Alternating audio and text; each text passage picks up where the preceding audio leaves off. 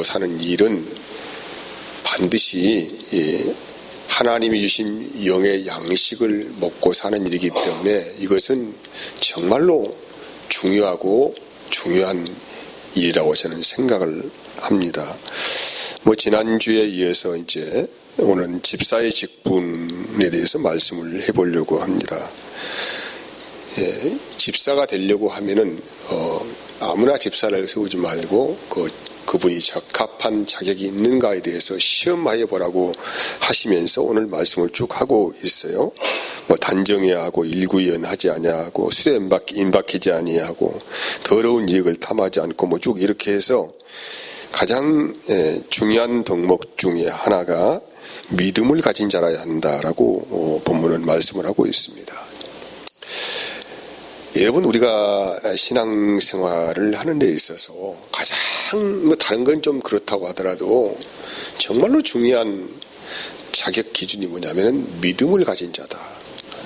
이 집사의 기준에서 이것이 빠진다면 우리가 아무것도 하나님이 일을 할 수가 없지 않습니까? 사도행전 6장에 보면은 이제 7 집사를 세우는 그런 장면이 나오는데 사도들이 복음 전하는 일에 소홀히 할 수밖에 없는 다른 일을 자꾸 하고 있다는 거예요. 그래서 사람을 구제하는 일에 골몰하고 있으니 그건 옳지 않다고 생각하여서 교회에서 내린 결정은 사도들은 말씀과 기도에 전무하게 하고 차라리 그 일에 대해서 집사를 세워서 그 일을 전담하게 하는 게 좋겠다라고 해서 성령과 믿음이 충만한 사람 7 집사를 세우는 일이 기록이 되어 있어요. 이게 봉사의 직무를 감당하는 것이 중요한 일이 아니고 말씀을 전파하는데 혹여나 장애가 되지 않을까 봐서 이 집사의 직분을 세워야 한다는 것에 대해서 말씀하고 있는 거예요. 아무튼 중요한 것은 이제 다른 건 좀 부족하다 할지라도 가장 중요한 것은 믿음을 가지고 있는 사람이어야 한다라고 본문이 말씀을 하고 있어요. 이것을 옛성경에서는 믿음의 비밀을 가진 자라고 하는 것입니다. 그러면 이 믿음을 갖기 위해서 우리가 믿음을 굉장히 강조하잖아요. 아무튼 믿음 빼놓으면 아무것도 할 수 없는데 믿음을 갖기 위해서는 무엇이 필요한가라는 것을 생각해 봅니다. 여러분, 믿음을 갖기 위해서는 무엇이 필요하겠어요? 하나님을 아는 지식이 반드시 필요합니다. 하나님이 도대체 무슨 일을 하셨는가에 대한 지식이 없다고 한다면 우리는 믿음을 가질 수가 없게 된다는 거예요. 로마서 16장 25절 26절까지 말씀. 나의 복음과 예수 그리스도를 전파하면 영세 전부터 감추어졌다가 이제는 나타나신 바 되었다고 해요. 이 복음, 이것은 영세 전부터 감추어져 있다가 이제 나타나. 다시 말한다면 이제 점진적으로 하나님께서 하시는 그 모든 계획의 복음의 메시지가 점진적으로 나타나게 되었는데 그게 뭐냐면 이제 감추어져 있다가 때가 되어서 때가 참에 예수님께서 비로소 우리에게 오신 사건에 대해서 말씀하고 있는 거예요. 감춰있던 비밀이 그대로 이렇게 드러나고 오픈됐다 이 말이죠. 그래서 누가복음 10장을 보면은 10장 25절에서 37절까지 말씀만 봅시다. 조금 이제 기니까 한번 살펴봅시다. 어떤 율법 교사가 일어나 예수를 시험하여 이르되 선생님 내가 무엇을 해야 영생을 얻겠습니까? 질문하잖아요. 무엇을 해야 영생을 얻을 수가 있나요? 라고 하니까 예수님께서 말씀하시죠. 율법에 무엇이라 기록되었으며 내가 어떻게 읽느냐라고 물어봅니다. 대답하죠. 이르되 내 마음을 다하며 목숨을 다하며 힘을 다하여 뜻을 다하여 주 너의 하나님을 사랑하고 또한 내 이웃을 내 자신과 같이 사랑하라 하였나니다. 영생을 얻기 위한 조건이 뭐냐면은 마음을 다하고 목숨을 다하고 힘을 다해서 하나님을 사랑하고 또한 이웃을 사랑하는 것이 영생을 얻기 위한 조건이 된다. 29절을 이 사람이 질문하는데, 그러면 내 이웃이 누구입니까? 질문하잖아요. 30절 말씀에 이제 예를 들어서 말씀하신 영생을 얻을 수 있는 자격에 대해서, 그 이웃에 대해서 이웃이 누구인가에 대해서 말씀하는 거예요. 예수께서 대답하여 이르시되 어떤 사람이 예루살렘에 가서 예리고 가는데 강도를 만났다는 거예요. 강도를 만나 다 이제 두드러 맞고 있는 거 다 뺏기고 그러잖아요. 근데 이제 거기에 제사장이 지나가는데 그냥 지나가 버렸고, 또 레인도 지나가는데 그냥 지나가 버렸고, 33절에 보면 어떤 사마리아 사람은 여행하는 중에 거기 이르러 그를 불쌍히 여겨가지고 가까이 가서 기름과 포도주를 그 상처에 붓고 싸매고 자기 짐승에 태워 주막으로 데리고 가서 돌보아 주었다는 거예요. 아무튼 이렇게 해서, 그러면은 이제 예수님께 묻습니다. 36절, 내 생각에는 이 세 사람 중에 누가 강도 만난 자의 이웃이 되겠느냐라고 물어봅니다. 이르되 자비를 베푼 자니이다. 예수께서 이르시되 가서 너도 이와 같이 하라고 하셔요. 그럼 여기서 강도 만난 자의 이웃이 되어야만이 영생을 얻게 되는데, 이게 강도 만난 자의 이웃이 누구라는 얘기입니까? 여기에서 이웃이, 이게 우리는 선한 사마리아인이라고 이렇게 이해를 하고 있잖아요. 그러니까 강도 만난 자의 이웃이 누구냐, 이렇게 이런 말씀입니다. 누구를 말씀한 것 같아요? 여러분의 이웃이 누구입니까? 이 말씀을 제대로 해석한다면 예수님께서 우리의 이웃이다 이 말이죠. 이제 그분이 우리의 이웃이다. 그래서 다시 말한다면 그 예수님을 내 마음과 뜻과 성품을 다해 사랑해야만이 뭘 얻어요? 영생을 얻게 된다 이 말씀을 하는 거예요. 이제 그분을 내 마음을 다하고 뜻을 다하고 힘을 다해서 사랑해야만이 영생을 얻게 된다 이 말씀을 하는 것입니다. 중요한 게 뭐냐면 이제 그러면 우리가 예수님을 어떻게 내 마음과 뜻과 힘을 다하여 사랑하여서 영생을 얻을 수 있는가 라고 물어본다고 한다면은 우리들 자주 그 이야기하잖아요. 내가 하나님을 사랑합니다. 나 예수님 사랑합니다. 그런데 그 예수님을 어떻게 사랑하느냐 이 말이에요. 어떻게 설명할 수 있나요? 어떻게 해야 주님을 사랑하는 것입니까? 도대체 기도를 열심히 하는 것입니까? 아니면은 전도를 열심히 하는 것입니까? 성경을 열심히 보는 것입니까? 아니면 예배에 빠지고 나오는 것입니까? 아니면 교회에 봉사하는 것입니까? 이것을 우리가 주님을 어떻게 내가 사랑해야 되는가에 대해서 막연하다는 얘기죠. 아무튼 중요한 것은 뭐냐면은 예수님을 정말로 마음과 뜻과 몸을 다해 사랑하기 위해서는 가장 중요한 것이 뭐냐면은 복음이 무엇인지를 이해를 해야 돼요. 복음을 알지 못하고는 주님을 전혀 사랑할 수 없게 된다라고 하는 것입니다. 그래서 여러분, 이 복음이라고 하는 것은 뭐냐면은 복음을 알기 위해서는 누구를 알아야 돼요? 예수님을 알아야 돼요. 예수님을 알지 못하고는 복음을 이해할 수도 없고 복음을 받아들일 수도 없어요. 다시 말하면은 하나님을 아는 지식이 없다고 한다면 우리가 어떻게 예수님을 믿을 수가 있겠습니까? 그건 좀 앞뒤가 맞지 않는 말이 되는 거예요. 요한복음 17장 3절에 보면은 영생은 곧 유일하신 참 하나님과 그가 보내신 자 누구예요? 예수 그리스도를 아는 것이다. 그러니까 영생을 얻으려고 하면은 유일하신 하나님을 알아야 되고, 그가 하나님이 보내신 그분 누굽니까? 예수님을 알아야만이 이제 아는 지식이 있어야만이 영생이 무엇인지를 이해하게 된다. 영생이 무엇인지 이해하게 되니까 믿음을 갖게 된다. 이렇게 결론에 도달할 수가 있게 된다는 거예요. 마태복음 10장 17절에서 31절까지 말씀을 읽어보면은 영생에 대한 궁금증은 가지고 있으나 매우 영생에 대한 불안증 때문에 견디지 못하는 어떤 사람이 등장을 합니다. 이 사람은 어려서부터 영생을 얻기 위해서 율법을 어기지 않고 잘 지켜버리고 엄청난 애를 쓴 사람이에요. 어려서부터 자기가 계명을 다 지켰다라고 그렇게 스스로 자부하는 사람이 그렇게 살았지만은 과연 내가 영성을 얻은 사람인가, 영성을 얻지 못한 사람에게 대한 궁금증, 불안증이 마음에 있었다. 불안증이. 확신이 없었어. 내가 정말 우리로 표현한다면은 내가 현재 예수님을 믿어서 정말 구원을 받은 사람인가, 아니면은 구원을 받지 못한 사람인가, 그런 불안감이 이 안에 있었어요. 확신이 없었다는 얘기죠.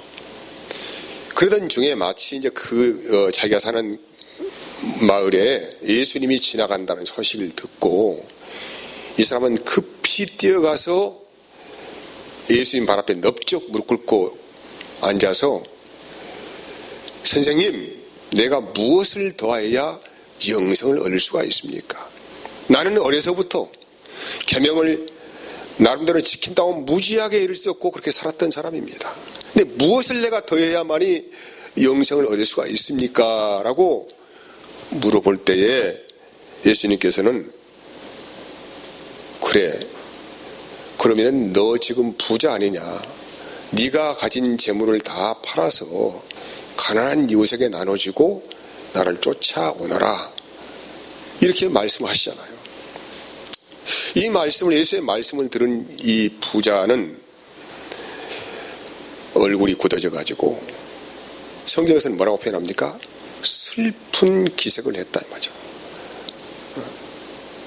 그 슬픈 기색을 하고 근심은 얼굴로 있다가 조용히 아무 말도 못하고 예수님을 떠나버렸다라고 기록을 하고 있어요. 영생에 대한 갈망도 있어요. 소망도 있어요. 그래서 무지하게 애를 썼다는 말이죠. 그런데 마음에 불안감이 있어. 내가 지금 영생을 얻은 사람인가, 얻지 못한 사람인가, 이런 불안감이 있었는데 예수님께서 전곡을 딱 기르는 거예요. 이제 그러냐? 그러면은 너에게는, 이건 이제 다른 화법으로 제가 말합니다. 영생이 더 중요하냐, 네가 현재 누리고 있는 삶이 더 중요하냐, 이걸 물어보는 거예요. 영생이든 영생을 얻는 것이 중요하냐, 네가 현재 누리고 있는 삶이 더 중요하냐, 이 질문을 직선적으로 한 것이죠. 이 질문을 받은 이 사람은 슬픈 기색을 하며 근심은 어린 얼굴로 예수님을 떠나갔다라고 하면서 예수님을 떠나가는 뒷꼭지에 대고 예수님께서 하시는 말씀이, 부자가 천국 가기에는 낙타가 바늘길을 통과하는 것보다 더 어렵다라고 하시니까, 그때 제자들이 이 말씀을 듣고 어쩌면 수근수근 하잖아요. 아니 그러면은 예수님, 이 세상에 누가 구원을 얻을 사람이 있겠습니까? 라고 그렇게 물어볼 때에 예수님께서 말씀하시는 거예요. 누가복음 10장 17절 말씀에 예수께서 그들을 보시며 이르시되 사람으로는 할 수 없으다. 하나님으로는 그렇지 아니하니 하나님으로서는 다 하실 수 있다. 그러니까 사람의, 이 말씀은 무슨 이야기냐면은 너 가지고 있는 것 다 포기하고 주님 따라오라는 이 말씀의 의미가 뭐냐면, 너는 너를 사로잡고 육신의 생각과 마음을 떨쳐버리고 너를 사로잡고 있는 것을 다 버리고 주님을 따라오는 것이 영생이다, 이런 말씀이거든요. 사람으로는 이거 할 수가 없어요. 우리는 얼마나 주님을 알려고 노력합니까? 근데 사람으로 할 수 없는 일이거든요. 이것은 하나님께서 우리에게 은혜를 주셔야만이 모든 것이 가능하다, 이 말씀을 현재 하고 있어요. 너의 마음으로는, 너의 의지로는, 너의 노력으로는 너의 생각과 마음, 이 육신에 잡힌 너의 생각과 마음을 떨쳐버릴 수가 없다. 하지만은 사람으로는 불가능한 일이나 하나님으로만 가능하다, 이 말씀을 하시는 것입니다. 그러면 이제 우리가 하나님은 어떻게 우리 육신의 생각과 마음을 버리게 하시고 주님을 따라가시게 하는가? 너무나도 중요한 질문 아닙니까? 하나님이 어떻게 우리를 우리의 육신의 생각과 마음을 떨쳐버리게 하시고 주님을 따라갈 수 있게 하시는가?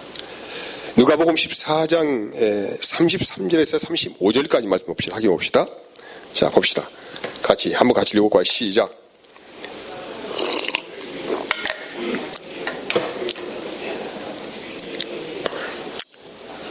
다시 한번 읽어봅시다. 이와 같이 너희 중에 누구든지 자기의 모든 소유를 버리지 아니하면 능히 내 제자가 되지 못해요. 그러니까 우리가 가지고 있는 모든 소유예요. 나의 소유가 무엇입니까? 나의 생각과 마음 안에 들어가 있는 모든 것을 말씀하고 있는 거 아닙니까? 이걸 육신의 생각이라고 말을 합니다. 그래서 너의 자기의 모든 소유를 버리지 아니하면 능히 제자가 되는 게 주님 따라가지 못한다 이 말이죠. 못하리라. 소금이 좋은 것이니 소금이 좋은 것이나 소금도 만일 그 맛을 잃으면 무엇으로 짜게 하리요? 땅에도 거름에도 쓸데없어 내버리느니라. 들을지가 있는 자는 들을지어다 하시니라. 소금은 좋은 거예요. 여러분, 이 소금을 통하여서 소금은 어떤 음식을 풍성한 맛을 내는 그런 역할을 합니다. 소금이 들어가지 않는 음식은 맛이 없어요. 근데 소금이 그 짠맛을 내지 못하면 아무런 쓸모가 없는 거 아니겠습니까? 소금은 또한 부패하는 것을 방지하는 그런 일을 하고 있는 것이 소금의 기능이에요. 이걸 소금 언약이라고 해요. 소금 언약. 살펴봅시다. 민수기 18장 19절 말씀 보면은 이스라엘 자손이 여호와께 거제로 드리는 모든 성물은 내가 영원한 몫의 음식으로 너와 내 자녀에게 주노니 이는 여호와 앞에 너와 내 후손에게 뭐라고요? 영원한 소금 언약이다 말씀하셔요. 하나 더 봅시다. 역대하 13장 5절 말씀. 이스라엘 하나님 여호와께서 소금 언약으로 이스라엘 나라를 영원히 다윗과 그의 자손에게 주신 것을 너희가 알 것이 아니냐. 이 소금 언약을 통하여서 하나님의 말씀이 이루어진다. 다윗의 언약이다. 이 말씀하는 거예요. 이 소금 언약을 조금 다른 말로 새 언약이라고 말해요. 새 언약. 영원 불변의 언약. 하나님의 약속이 성취되는 언약이에요. 이 맛을 잃어버리면 안 돼, 성경은.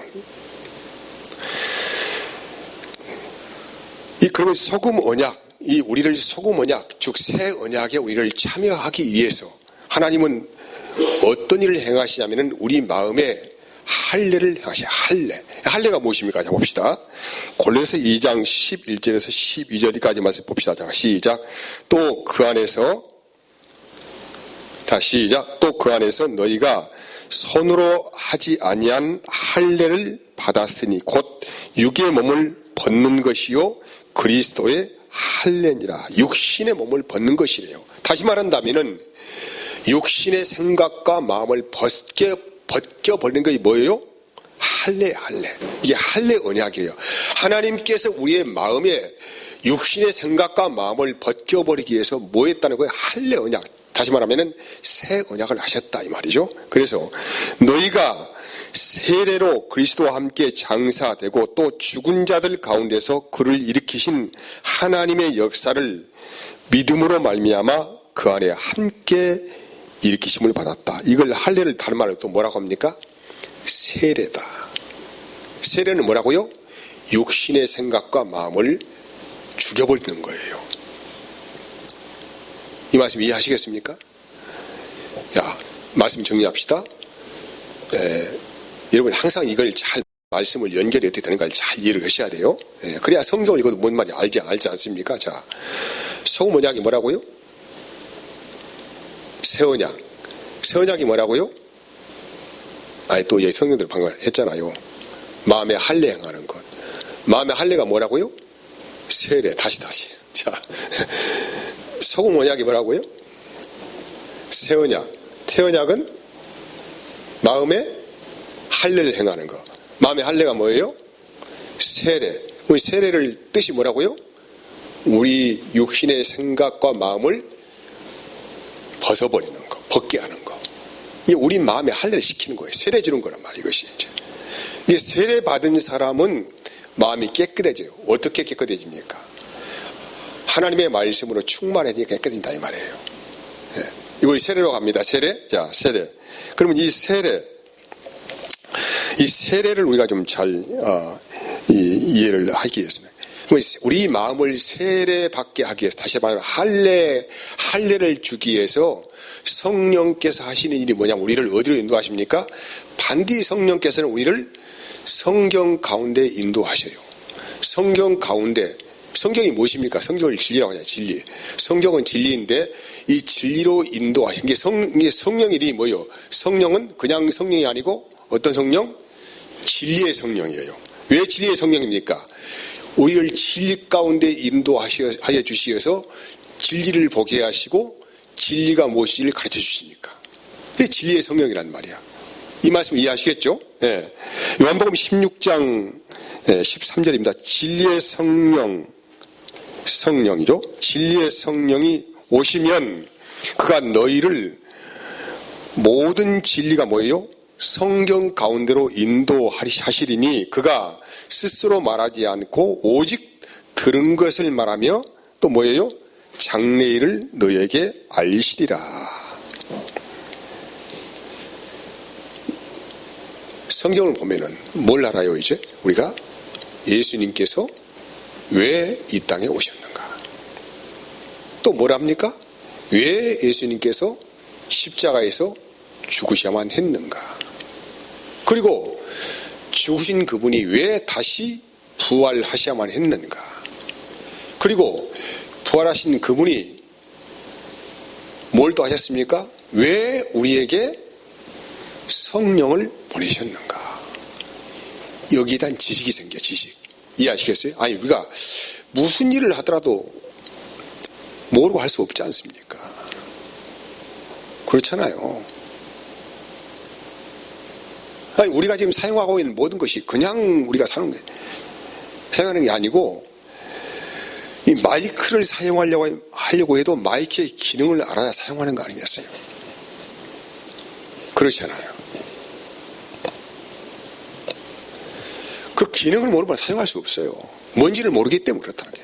그래서 하나님께서 우리에게 은혜를 부어주시기 위해서 성령의 인도를 받게 하시는데 성령은 그냥 성령의 음성을 들려주는 것이 아니고 반드시 진리의 성령께서는 진리의 말씀을 비춰주시려고 우리를 진리 가운데 인도하시기 위해서 어디로 인도하신다고요?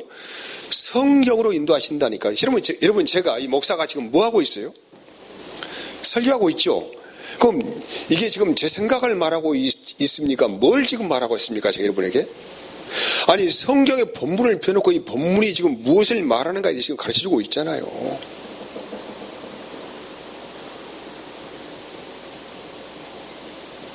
우리가 무엇을 하더라도 하나님을 아는 지식이 없으면은 자기 지식이 된다. 자기 지식으로 하나님을 믿게 된다면 이것은 그러니까 이게 큰 오류를 만나는 거예요. 이것은요. 하나님을 아는 정확한 지식이 있어야만이 내가 바른 믿음을 가질 수가 있게 되는 거예요. 그래서 진리의 성령께서는 하나님을 우리에게 알려주기 위해서 하나님이 하신 일을 우리에게 알려주기 위해서 어디로 인도하신다고요? 다시 정리합시다. 우리를 성경 가운데로 인도하여 주시기 위해서 주님이 우리를 위해서 무엇을 하셨는가에 대해서 알려주신다 이 말이에요. 이해하시겠어요? 그 일을 하기 위해서 성경이 기록된 거예요. 그냥 기록된 게 아니고 이 방대한 분량의 성경이 하나님이 하시는 일을 우리에게 가르쳐주기 위해서 누구를 통하여 기록하게 하셨고 그 기록물을 우리에게 보고 확인시키게 하셨다 이 말이에요.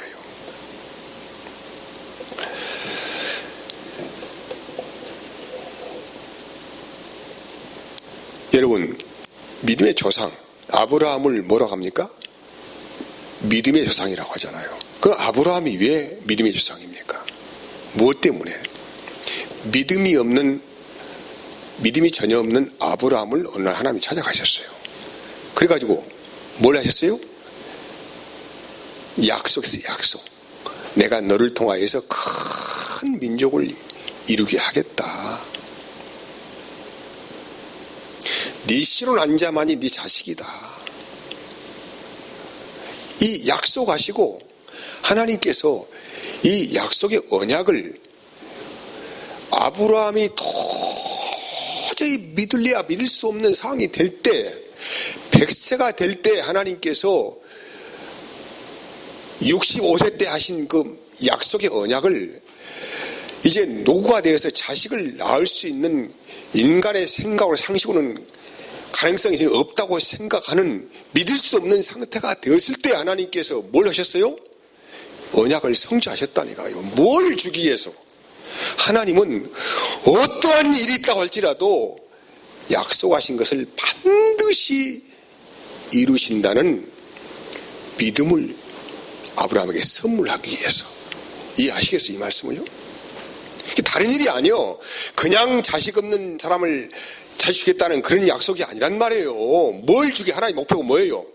믿음이 없는 아브라함에게 하나님의 세계에 대해서 이해시키고 믿음의 선물을 주기 위해서, 그를 믿음의 주장에 세워서 모든 사람도 아브라함의 믿음에 동참시키기 위해서 하나님께서 샘플로 세우셔가지고 하나님께서 은혜를 보여줬다니까요.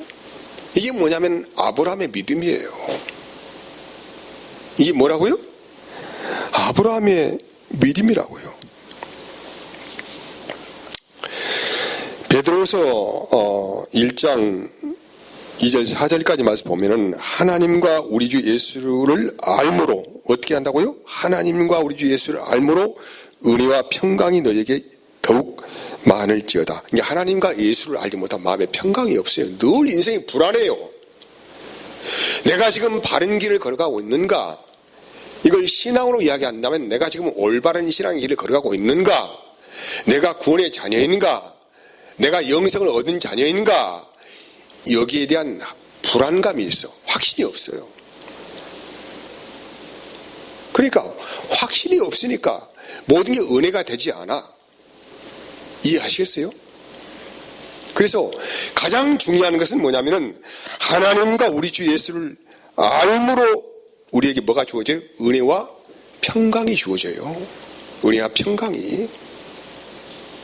이게 나에게 은혜가 없고 평강이 없다는 것은 지금 내가 주님을 온전히 믿지 못하고 살고 있는 증거가 되는 거예요, 이것이. 3절에 그가 신기한 능력으로 생명과 경건에 속한 모든 것을 우리에게 주셨으니 이는 자기의 영광을 덕으로써 우리를 부르신 이를 어떻게? 우리를 부르신 이를 어쩐다고? 알므로.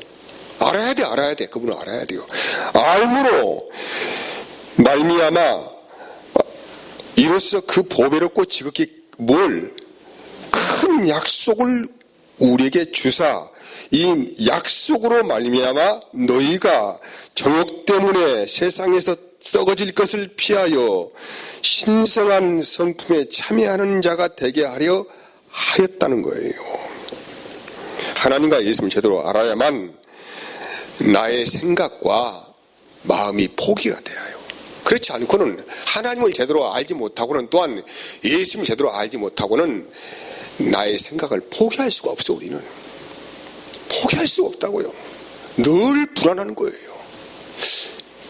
긴가민가 해가면서 늘 불안하고 초조하고 자신감이 없고 담력이 없어요. 살아계신 하나님, 우리의 생명의 주체가 되신 그 예수님을 바로 알지 못하고는 우리는 늘상 불신감을 가지고 그분의 하는 일에 오해하게 되어지고 나의 생각을 주장하고 나의 뜻을 주장하게 된다니까요. 여기만 육신의 삶이에요.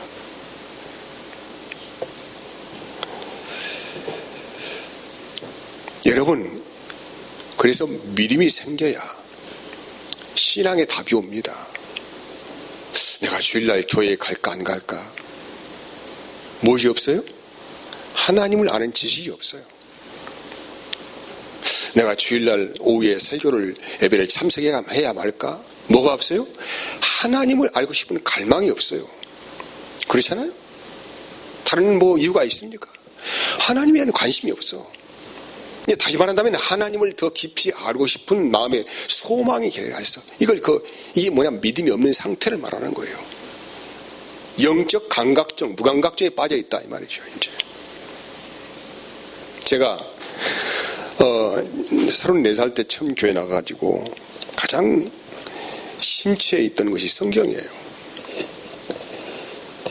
너무나도 성경에 대한 궁금증이 많아. 내가 눈만 뜨면 성경을 읽고,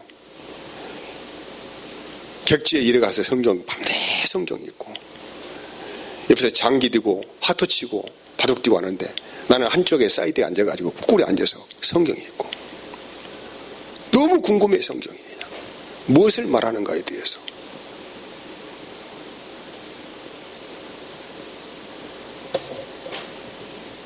여러분, 성령께서 다른 방법으로 우리에게 말씀하지 않습니다. 진리의 성령은 반드시 진리가 무엇인가를 우리에게 확인시키기 원하셔요. 그것이 확인되고 내 마음의 확신을 가질 수 있도록 늘 우리 안에 오셔가지고 가르쳐 주시고 생각나게 하시고 보게 하셨어요. 끝없이 은혜를 우리에게 주신다 이 말이죠. 그래서 이런 은혜를 통하여서 마음의 감동을 받으면은 두 가지 현상이 생기는데, 첫 번째는 가장 큰 은혜가 뭐냐면은 지금 나를 사로잡고 있는 육신의 생각과 마음이 벗겨져요. 이거 별거 아닌 문제구나. 내가 현재 아무것도 아닌 문제에 대해서 골몰하고 있고 이걸 무겁게 생각하고 있구나. 이거 아무것도 아닌지 던져버려. 훌 던져버려요. 왜? 분명한 진리가 보이는데, 분명한 길이 보이는데,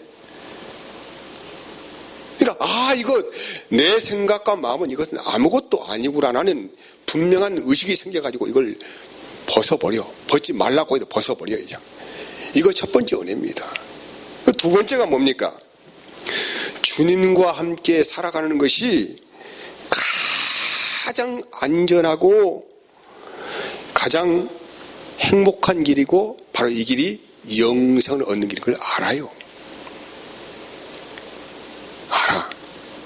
그러니까 그때부터 주님을 향한 마음, 주님을 사랑하지 말라고 해도 너무나도 주님이 내 마음에 들어와서 사랑하지 않고는 못 베기는 심령이 되는 거란 말이에요. 그래서 여러분, 사람은 어떠한 한 가지를 사랑하게 되어지면 현재 사랑하고 있던 것을 버릴 수가 있습니다. 그렇잖아요. 사람은 늘 이렇게 뭡니까 이거 저울추같이 한쪽이 무거워지면 한쪽은 가볍지 않습니까? 그렇게 됐잖아요. 늘 이게 왔다 갔다 하는 거예요. 이제 뭔가 더 좋은 게 생기면은 더 그보다 가치가 없는 건 버리게 돼 있어. 그것은 주님께서 그러니까 우리의 마음의 할례를 시키기 위해서 뭐 하신다고요? 우리를 성경 가운데 인도로 하셔서 주님이 나를 위하여 하신 일이 무엇인가를 알게 하시고 보게 하시고 깨닫게 하시고 경험하게 하시고, 이런 은혜를 보여주셔서 나의 삶에 현재 내 마음과 생각으로 살고 있는 모든 그런 육신의 생각을 버리게 마음의 할례를 시켜버려야 이게. 이것을 뭐라고 합니까? 드디어 내가 진리를 발견했다, 이렇게 말하는 거예요.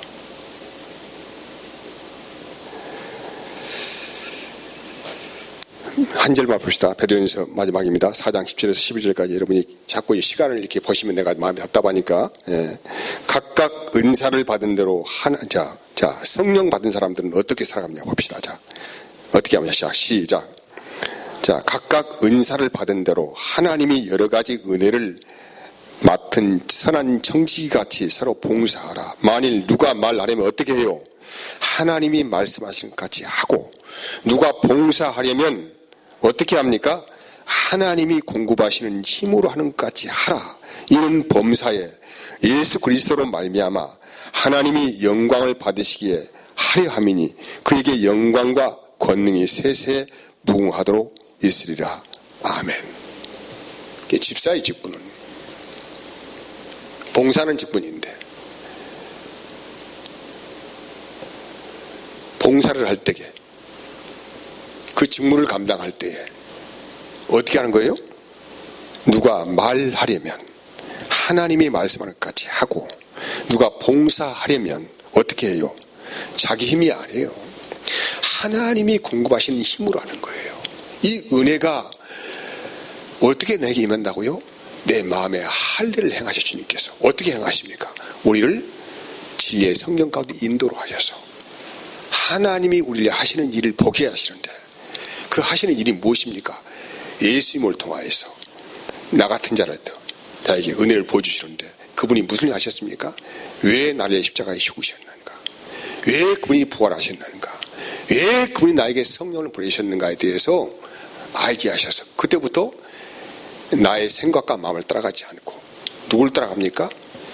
성령을 따라가는 삶을 살게 하신다. 이걸 다른 말로 결산한다면 주님의 마음으로 살게 하신다. 이렇게 살아가는 것을 뭐라고 합니까? 아름다운 직분을 얻은 사람이다. 오늘 몇 절입니까? 자, 마지막 시작. 크게 13절에 시작. 집사의 직분을 잘한 자들은 어떻게 해요? 아름다운, 그냥 지위가 아니에요. 아름다운 지위예요. 아름다운 지위. 아름다운 지위와 그리스도 예수 안에 있는 믿음의 큰 담력을 얻게 된다는 거예요. 참사도 흠모할 만한 뭐요? 직분이야, 이것이 이제. 누구도 흠모해요? 천사도 흠모할 만한 직분이다. 아름다운 직분이고, 예수님만 믿고 사는 견고한 믿음 안에서 살아가는 은총을 얻게 되는 너무나도 놀라운 은혜가 우리에게 주어지게 됩니다. 사랑하는 여러분, 다 그런 아름다운 직분을 얻는 은혜가 있기를 원합니다. 자, 기도하겠습니다.